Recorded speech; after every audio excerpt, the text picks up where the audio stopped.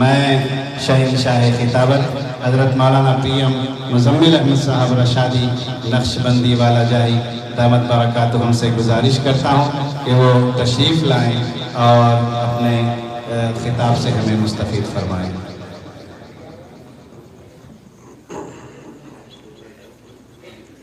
अस्सलामु अलैकुम रहमतुल्लाहि व बरकातुहू।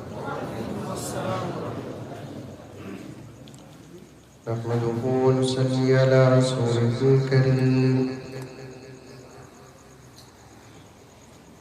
अम्मा बअद फ़अऊज़ु बिल्लाहि मिनश शैतानिर रजीम। बिस्मिल्लाहिर रहमानिर रहीम।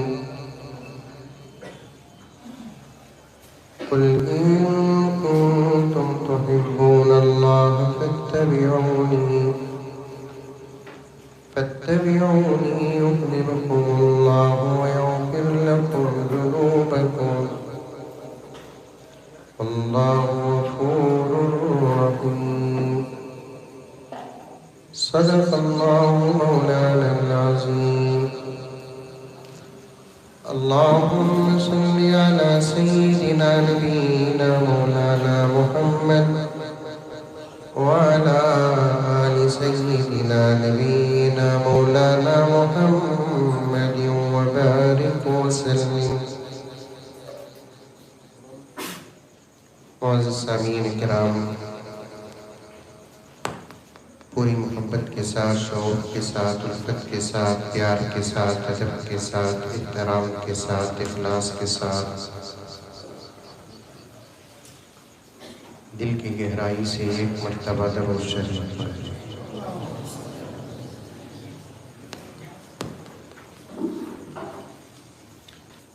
सहबाए अक़ीदत के मैं खान हजारों हैं, इरफान रिसालत की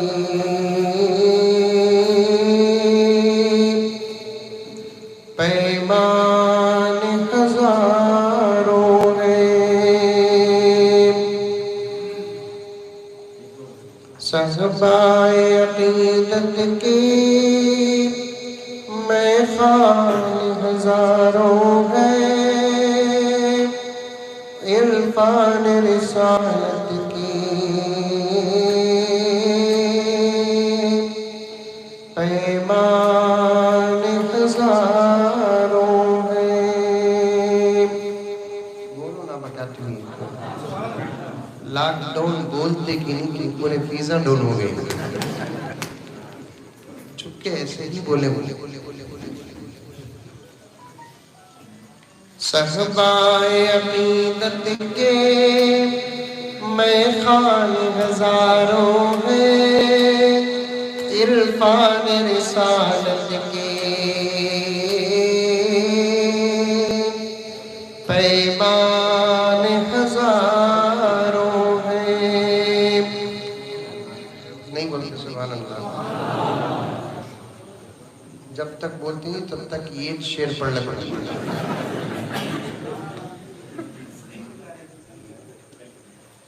तुम्हें जितनी जिद्दी उससे ज्यादा मैं जिद्दी।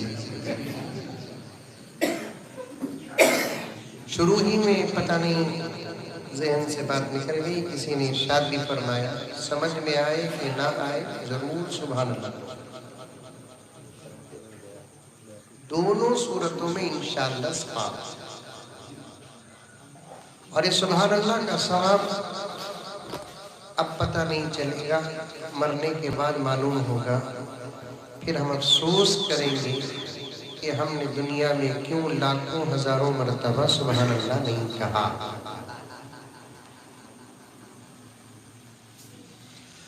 सहबाए अक़ीदत के मैं खान हजारों हैं, इरफान रिसालत के पैमान हजारों हैं। इसका मतलब क्या बोले तो जल्दी खत्म कर को चल जाओ।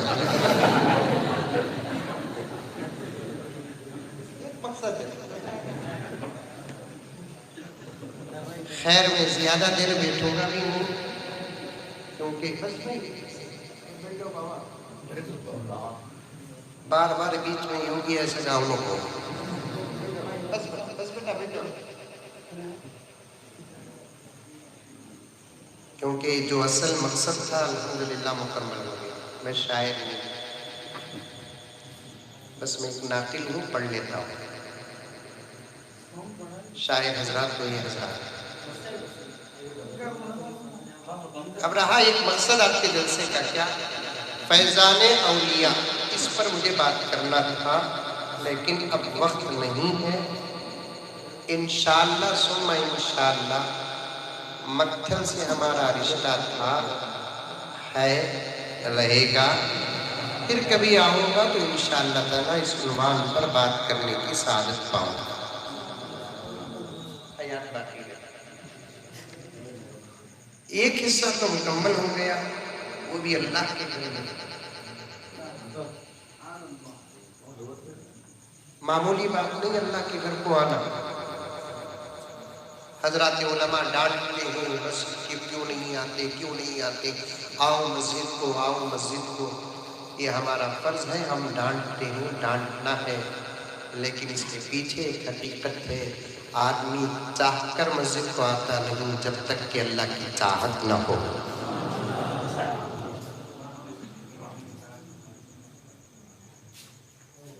आप एमएलए के घर को जा सकते हैं, काउंसलर के घर को जा सकते हैं, चेयरमैन के घर को जा सकते हैं, खाला के घर को जा सकते हैं, भाईजान के घर को जा सकते हैं, दोस्त के घर को जा सकते हैं, रिश्तेदार के घर को जा सकते हैं, दुश्मन के कहीं भी आप अपनी मर्जी से जा सकते हैं, लेकिन अल्लाह के घर को आने के लिए तौफीक व हिदायत।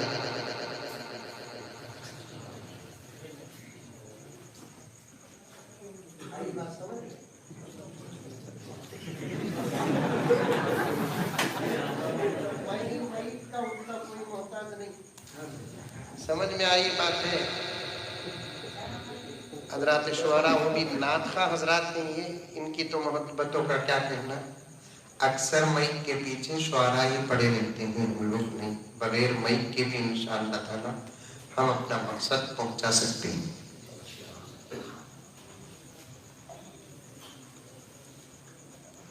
आदमी जब चाहता है मस्जिद को आ नहीं सकता जब तक के अल्लाह की तौफीक ना मिले। कम से कम इस मजलिस में 25 से 30 उलमा तो जरूर बैठे हुए हैं।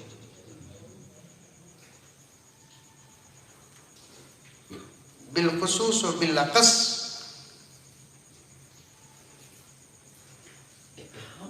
महबूबुल असातिज़ा, शायर इस्लाम,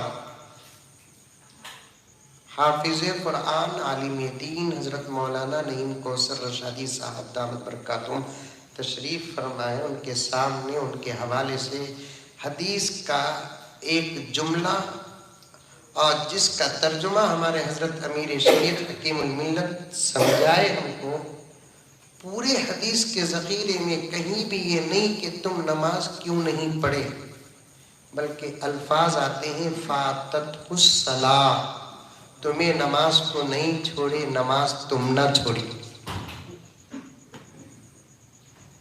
मस्जिद को आना मामूली सादत नहीं, अच्छा वक्त है। मैं बेंगलुरु को जाना, कल बेंगलुरु पहुंचकर तकरीबन कम से कम 800 किलोमीटर का मुझे सफ़र करना है। मैं तो निकल जाऊंगा, हजरत भी मकासद में जाएंगे। आप लोगों को मौका है कि इतनी रात को पता नहीं कि कितने साल हो गए मस्जिद में ठहर कर बैठ कर 2 रकात नमाज पढ़ के दुआ करके जाओ कि अल्लाह सबसे पहले हमारा रिश्ता तेरे घर से मजबूत कर। करेंगे इंशाअल्लाह। जब तक उम्मत का रिश्ता मस्जिदों से मजबूत नहीं होगा, मदरसों से मजबूत नहीं होगा, उलमा से मजबूत नहीं होगा और उम्मत से मजबूत नहीं होगा, मेरे रब की कसम लाख ताकतें हमारे पास मौजूद हो, हम कभी कामयाब हो नहीं सकते। आ रही है बात समझ में? अरे आ रही है नहीं आ रही है? मुंडी तो भी हाला होगा।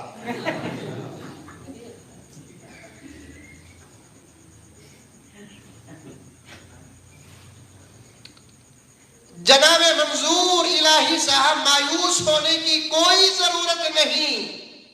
आपका जलसा भी अल्लाह कबूल फरमा लिए। किसी के जलसे को कोई आता है, किसी के जलसे को कोई आता है। हम लोगों को दावत दिए, हमें आए, आप लोगों तक दावत पहुंची, आप आए। मंजूर इलाही को तो खुश हो जाना चाहिए कि उनके इस जलसे में खुदा की रहमत भी आई है। सोच को बदल लेंगे, नतीजे अच्छे निकलेंगे।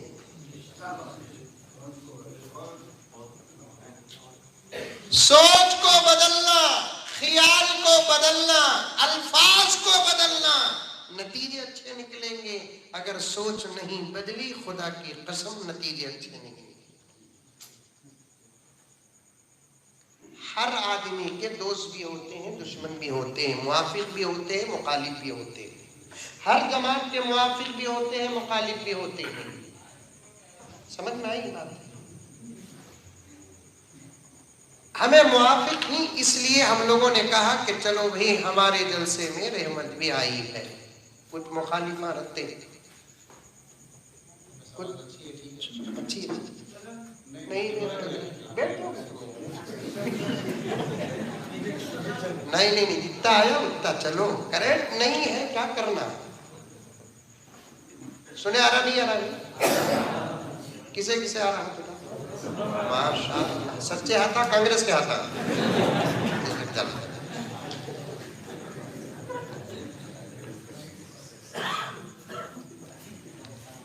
कुछ लोग मुखालिफीन कहते हैं, देखे मंजूर इलाही का इरादा नीयत पाक नहीं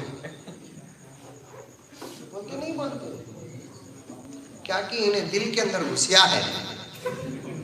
मंजूर इलाही के दिल के अंदर इन्हें घुस को देखा है, दिल पाक है कि गंदा है कि। ऐसे बेवकूफों को तो खुद अपना दिल दिखता नहीं, दूसरों का क्या दिखेगा।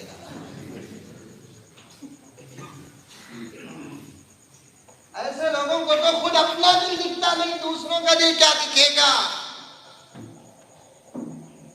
चाहे मंजूर इलाही हो, चाहे उनके रुफका हो, मायूस होने की कतअन जरूरत नहीं। चंद लम्हात में मैं एक बात बताऊंगा, मुत्तफक अलैह हदीस की बात बताऊंगा। इंशाअल्लाह ताला सुम्मा इंशाअल्लाह आपके रोंगटे खड़े हो जाएंगे। गर्ज, मस्जिद को आना मामूली बात नहीं। एक हदीस में है कि बंदा जब तक मस्जिद में बैठता है, अल्लाह की रहमत पूरी तरह से उसकी तरफ मुतवज्जा हो जाती है। और एक रिवायत में है, बंदे का मस्जिद में बैठना ऐसा है जैसे खुदा की रहमत के आगोश में बैठना है।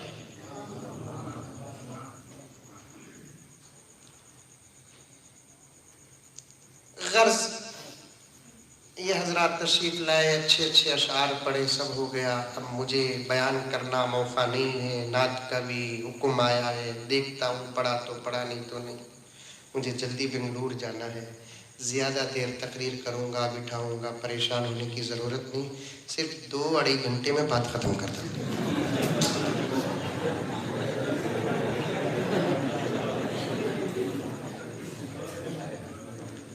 अलग अलग 3-4 बातें बोलकर खत्म कर दूंगा। उंगलियां से गिन लो, पहले उंगलियों से गिन लो।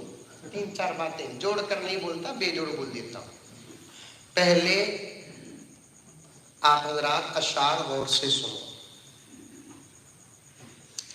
सहबाए अकीदत के मैं खाने हजारों हैं,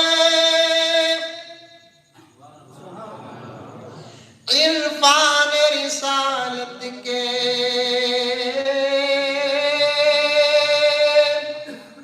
पैमाने हजारों हैं। दामन में लिए अपने नजराने हजारों हैं, दामन में लिए अपने नजराने हजारों हैं, कांधे पे कफन डाले मस्तान हजारों हैं, दामन में लिए अपने नजराने हजारों हैं, कांधे पे कफन डाले मस्तान हजारों हैं। दुनिया में मोहम्मद की, दुनिया में मोहम्मद की दीवान हजारों हैं, दुनिया में मोहम्मद के दीवान हजारों हैं। पहली बात, तकरीबन 2-2.5 ये छोड़ो, ये मोबाइल के पीछे चलेगा तो टीवी तक पहुंचूंगा, अब इसके पीछे जाना नहीं। कितना बोले तो भी उम्मत का टेढ़ापन जाता नहीं, इसलिए मोबाइल में रिकॉर्ड करने के बजाय दिल दिमाग में रिकॉर्ड करो। मोबाइल कब भी हैंग हो सकता, दिल दिमाग हैंग होता नहीं। दिल दिमाग हैंग हुआ तो, दिल हैंग हुआ तो आउट, दिमाग हैंग हुआ तो कोमा।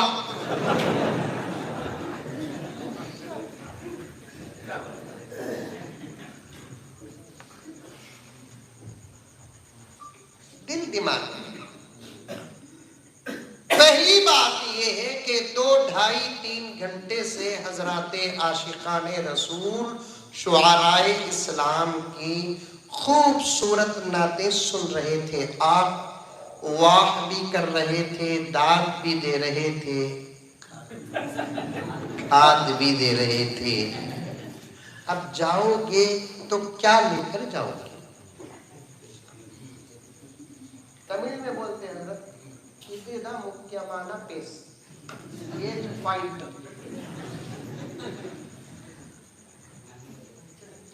इतना बड़ा मजमा, जब बारिश हुई स्टेज से मस्जिद की तरफ आ रहे थे, मुझे डर था कि ये मजमा मस्जिद को आएगा कि नहीं आएगा, लेकिन मक्खल के मुसलमानों, तुमने तो हमारा दिल खुश कर दिया। हम क्या, हम सबका रब भी इस वक्त खुश है। मैं इस खुशी का वास्ता देकर पूछना चाहता हूं, अब तुम जाओगे तो क्या लेकर जाओगे? 2-2.5-3 घंटे की इस नूरानी महफिल और मजलिस से तुमने क्या लिया, क्या सबक हासिल किया? सबसे पहली बात तो ये है कि जब हजरात शुआराए इस्लाम आशिकाने रसूल उर्दू जुबान में नात पढ़ रहे थे, तो 90% हम भाइयों को वो अशआर समझ में नहीं आ रहे थे।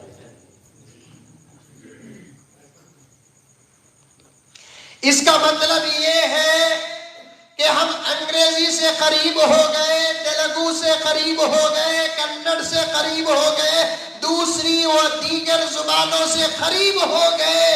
2 जुबानें ऐसी हैं जिनसे हमको करीब होना था, लेकिन हम दूर हो गए।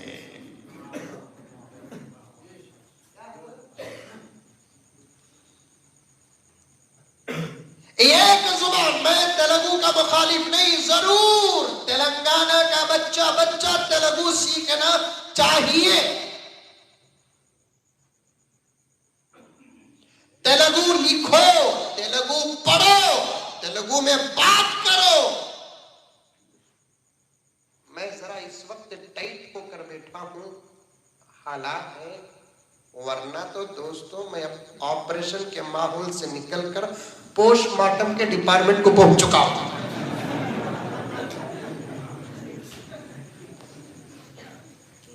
सामने वाला मुखालिफ अगर है तो जुबान का असर भी पड़ता है। हम लाख हक पर रहे, लेकिन लेकिन तेलंगाना के किसी ऑफिस में उर्दू में बात करेंगे तो वो काम नहीं होगा जो काम तेलुगु में करेंगे तो होगा।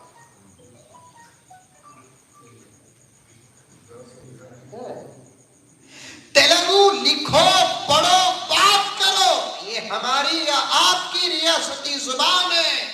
लेकिन एक पैगाम आज के इस इजलास से पहला ये देना चाहता हूं मैं, अरबी और उर्दू से दूर न हो।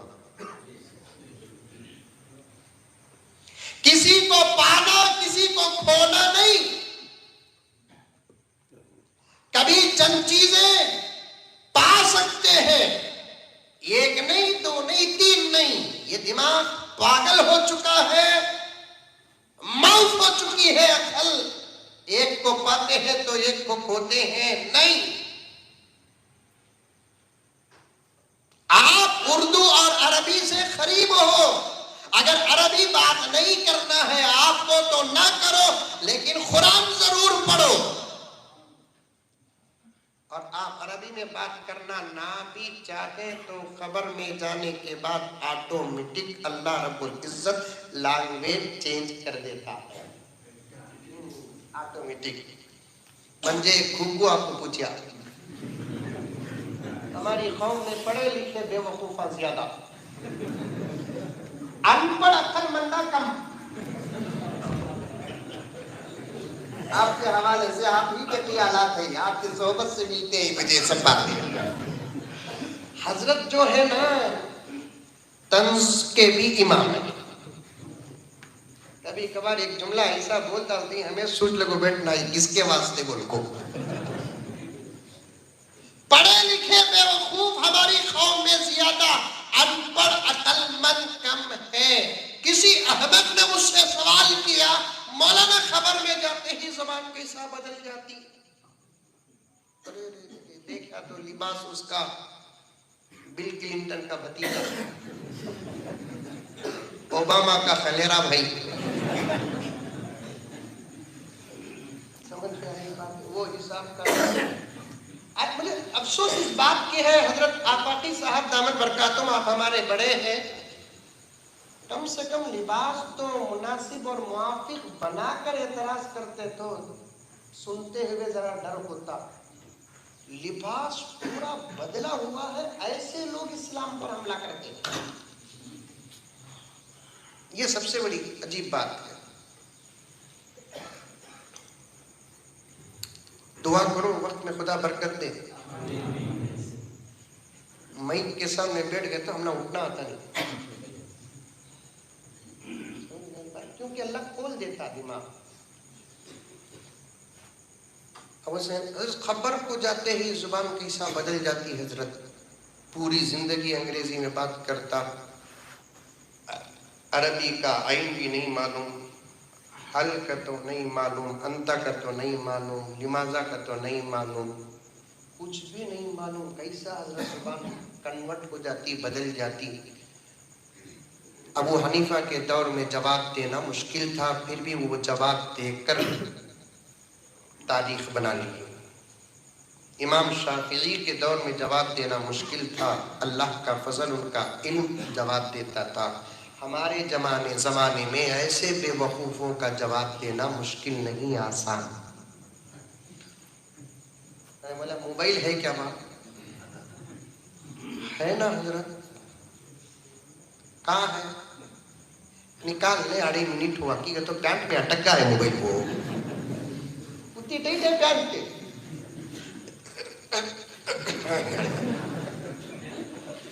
समझ नहीं मोबाइल है।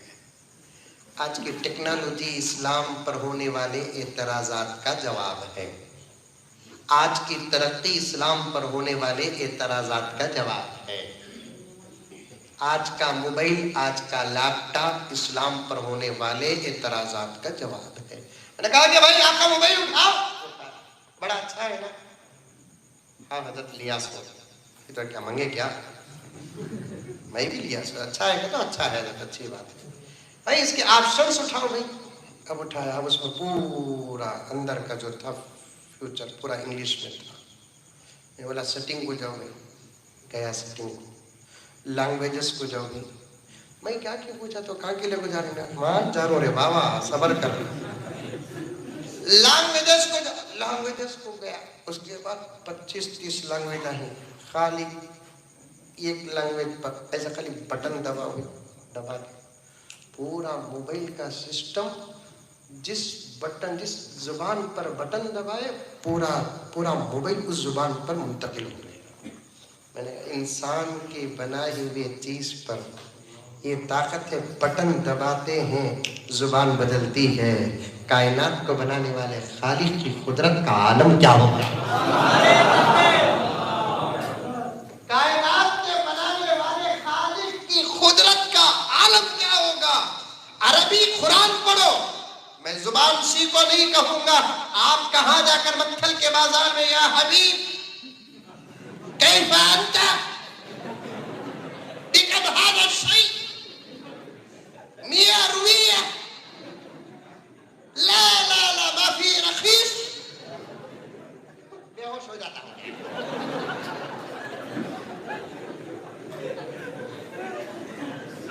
अरबी जुबान सीखो, मैं नहीं कहूंगा अरबी जुबान सीखो। चाहे मेरे जुमले पर अगर कोई एतराज है तो इंशाअल्लाह ये असातिज़ा मेरे रहबर मुशफिक उलमाए इकराम मेरी रहबरी फरमाएंगे। अरबी जुबान की हिंदुस्तान में जरूरत नहीं, कुरान पढ़ो। आप आलिम बनना चाहते हैं तो मदारिस आपको अरबी जुबान सिखा देंगे और उसका मकसद भी आपको कुरान समझना, हदीस समझना है, फिक़ह समझना है।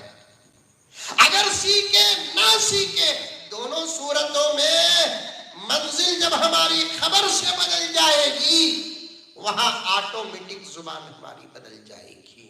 लेकिन एक पैगाम देना चाहता हूं, इन मुशायरों में बैठने के बाद मुझे बहुत अफसोस होता है। उर्दू जरूर सीखो, लिखना भी सीखो, पढ़ना भी सीखो, बोलना भी सीखो, क्योंकि उर्दू जुबान अरबी जुबान के बाद सबसे ज्यादा मीठी, लजीज, प्यारी जुबान। ऐसी उर्दू सुनना का तो लखनऊ को जाना,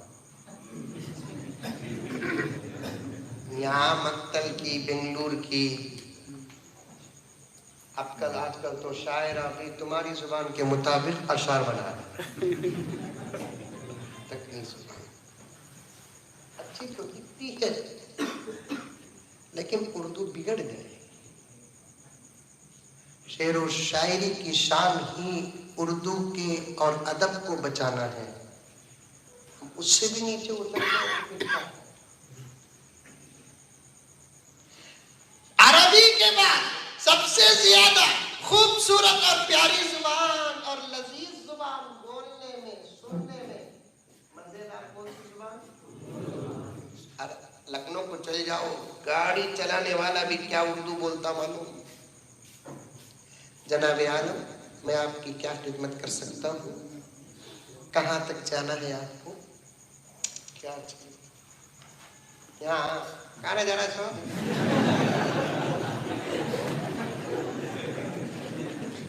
आज छोड़ डाल दो।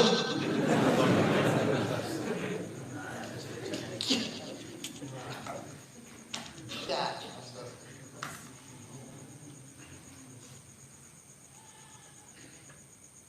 लखनऊ में मौलाना बैठे हुए हैं, वहीं करीब से तशरीफ लाए हैं और दिल्ली की, यूपी की जुबान है, वो सब अच्छी जुबान है। वहां गाली दिए तो भी एक मजा दिखता हूँ। जनाबे वाला चुप हो जाइए वरना हम तुम्हारे वालिदे मोहतरमा के साथ गुस्ताखी कर देंगे। हैदराबाद बेंगलुरु वाले सुने तो आपको बोलेंगे अम्मी लखनऊ गया था, कौन की तुमने सलाम बोलिया।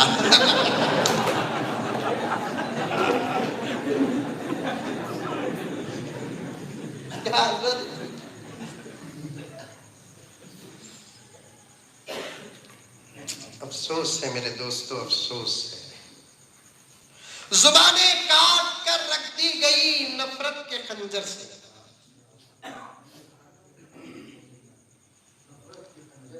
जुबानें काट कर रख दी गई नफरत के खंजर से, यहाँ कानों में अब अल्फाज के रस कौन घोलेगा।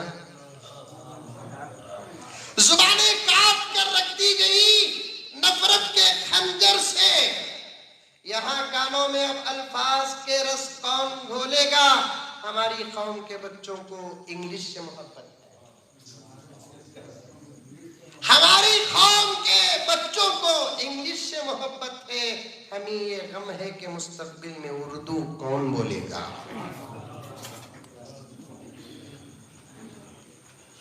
उर्दू कर्नाटक की जुबान नहीं, उर्दू तेलंगाना की जुबान नहीं, उर्दू आंध्रा की जुबान नहीं, उर्दू किसी और जगह की जुबान नहीं, बल्कि उर्दू पूरे मुल्क की जुबान है। खाली तहरीर को देखकर हमारे साथ खास कर दिए कुछ नादान और अहमक, वरना तो ये जुबान अहले इल्म की जुबान है, ये बहादुरों की जुबान है, ये फौज की जुबान है, ये मुल्क की जुबान है। कई जुबानों के मुरब्बे का नाम है उर्दू।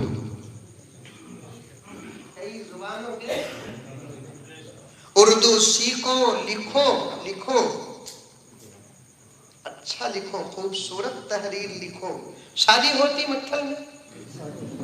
अरे नहीं होती, होती? अच्छा अच्छा अच्छा, कहीं कोई याद दिला रही है बोले।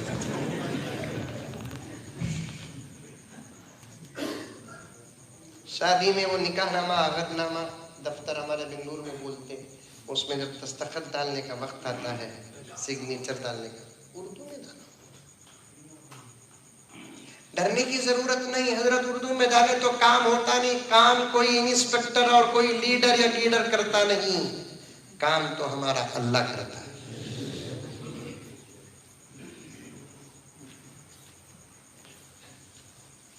काम कराने से पहले दुआएं करके जाओ, गुलाम बनकर काम करेंगे। सदका देकर जाओ, नौकर बनकर काम करेंगे। ला इलाहा इल्ला अंता सुब्हानका इन्नी कुन्तु मिनज़ ज़ालिमीन पढ़कर जाओ, मेरे रब की कसम 2 बार भी नहीं फिराएगा, पहली बार काम हो जाएगा। यकीन होना, यकीन होना, यकीन। उर्दू लिखो, पढ़ो। शादी में मैं भी कई निके पढ़ाया हूँ। आज लोग सिग्नेचर डालते हैं हजरत, नहीं उर्दू में उन्हें सिग्नेचर डाले तक मुझे डर, दुआ तक रत्तों की नहीं चले जातों की वक्त। भयानक चीजों को देखो तो भी मर जाते हैं।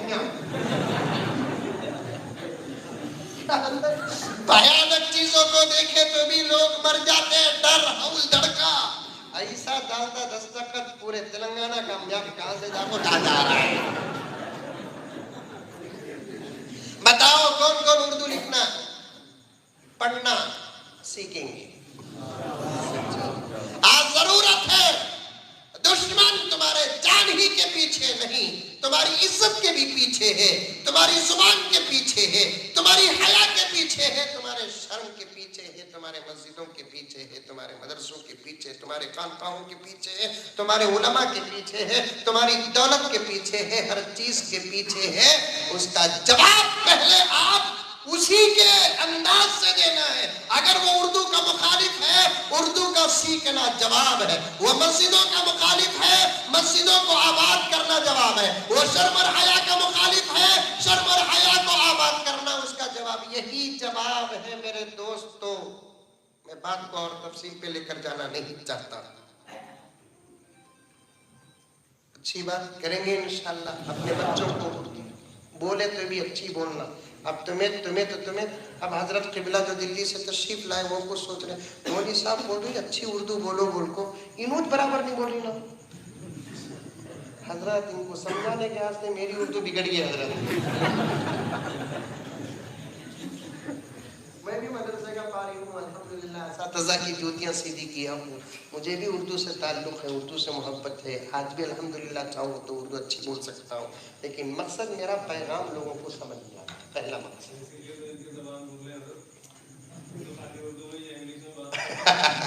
जज़ाकल्लाह। करेंगे, क्योंकि उर्दू के ना सीखने की वजह से 4-4, 5-5 शुआरा के कई अशआर आपको समझ में नहीं आए। ये अफसोस की बात कि नहीं? तेलुगु में गाना हुआ तो कोई मिसरा ऐसा है जो आपको ना समझ में आए? इंग्लिश में गाने होते हैं, कोई मिसरा ऐसा बताओ कि जो आपको समझ में ना आए? भाई, उर्दू से ताल्लुक ना होने की वजह से हमको कई मिसरे समझ में नहीं आए। आइंदा नातिया मुशायरा मुनअक़िद होने से पहले उर्दू से इतना रिश्ता कायम करो कि इंशाअल्लाह ताला हजरत शुआरा ये कहने की जरूरत नहीं कि सुभान अल्लाह कहो, आपकी समझ आपको सुभान अल्लाह कहने पर मजबूर करे। दूसरा पैगाम, पूरे के पूरे हजरात तरन्नुम के साथ अशआर पढ़े। हजरत भी पढ़ना चाहते थे लेकिन वक्त की कमी। खाली नाता तरन्नुम के साथ इनुज की पढ़ना सो, तुम्हें नहीं पढ़ना? पढ़ना नहीं पढ़ना? इनु जाको, ये खूबसूरत आवाज है, सीढ़ी रखो, लिफ्ट रखो, आसमाना में चढ़को, अल्लाह के पास लेकर आए क्या? नहीं। जो रब ने इनको आवाज दी है वही रब आपको भी आवाज दी है। अल्लामा जलालुद्दीन सुयूती रहमतुल्लाहि अलैह क़साइस कुबरा में इरशाद फरमाते हैं, एक रिवायत नकल फरमाते हैं, फरमाया कि अल्लाह तबारक व तआला तमाम नबियों की उम्मत में सबसे खूबसूरत आवाज मेरे आका की उम्मत को अता फरमाया। इतनी खूबसूरत आवाज़ में नाता अपनी नबी की मोहब्बत में किसी नबी की उम्मत नहीं पड़ी, नहीं पड़ी, नहीं। किसी नबी की उम्मत आदम अलैहिस्सलाम से लेकर हजरत ईसा अलैहिस्सलाम तक किसी नबी की उम्मत ने अपनी नबी की मोहब्बत में न इतने अशआर लिखे न ऐसा पढ़े। किसी नबी की उम्मत को भी अल्लाह इतनी खूबसूरत आवाज दिया नहीं। दिया तो हमारे आका की उम्मत को, आका के सदक़े में हम ना सबको खूबसूरत आवाज मिल को गए।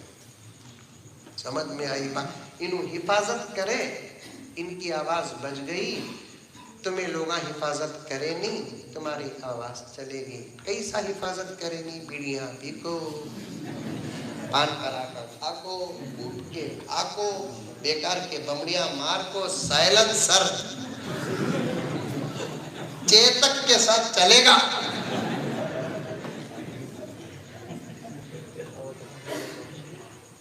आवाज संभालो,